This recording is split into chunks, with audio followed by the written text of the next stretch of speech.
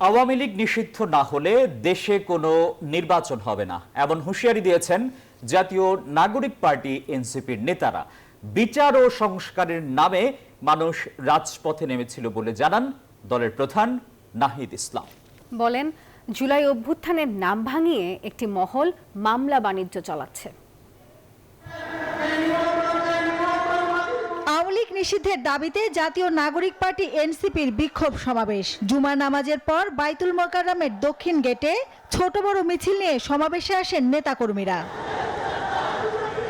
বিক্ষোভ সমাবেশে যোগ দেন জুলাই অভ্যুত্থানের আহতরাও। সমাবেশে আওয়ামী লীগের রাজনৈতিক নিবন্ধন বাতিল করে দল হিসেবে নিষিদ্ধ করতে হবে বলে দাবি করেন এনসিপির কেন্দ্রীয় নেতারা। আওয়ামী লীগ এবং আওয়ামী লীগের সহযোগী অঙ্গ সংগঠন মহিলা লীগ, যুবলীগ, শ্রমিক লীগ যারাই যুদ্ধের সাথে জড়িত ছিলেন তাদের সবার বিচার নিশ্চিত করতে হবে। আমরা মৌলিক সংস্কার আদায় না করেও মাঠ থেকে চলে যাব না ইনশাআল্লাহ।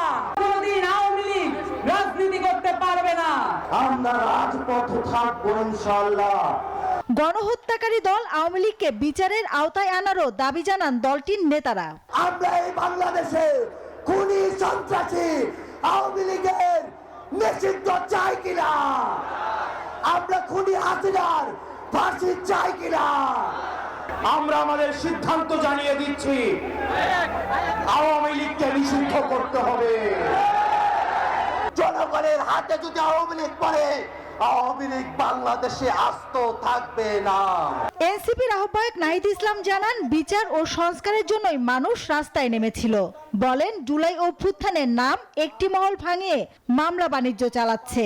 গত 9 মাসেও বিচার কার্যক্রম দৃশ্যমান হয়নি। জুলাইয়ের শহীদ পরিবার এবং আহতদের যে রাষ্ট্র দায়িত্ব নেওয়ার কথা ছিল, তাদের যে মর্যাদার জীবন নিশ্চিত করার কথা ছিল, সেই নিশ্চিত করতে পারেনি এই অন্তর্বর্তী সরকার। বিভিন্ন জায়গায় মামলা বাণিজ্য করা হচ্ছে এবং বিভিন্ন রাজনৈতিক দলের আশ্রয়ে আওয়ামী লীগ তৃণমূলে পুনর্বাসিত হওয়ার পরিকল্পনা করছে। জুলাই গণহত্যার দায়ে অনতিবিলম্বে আওয়ামী লীগের নিবন্ধন বাতিল করতে হবে বলেও জানান তিনি।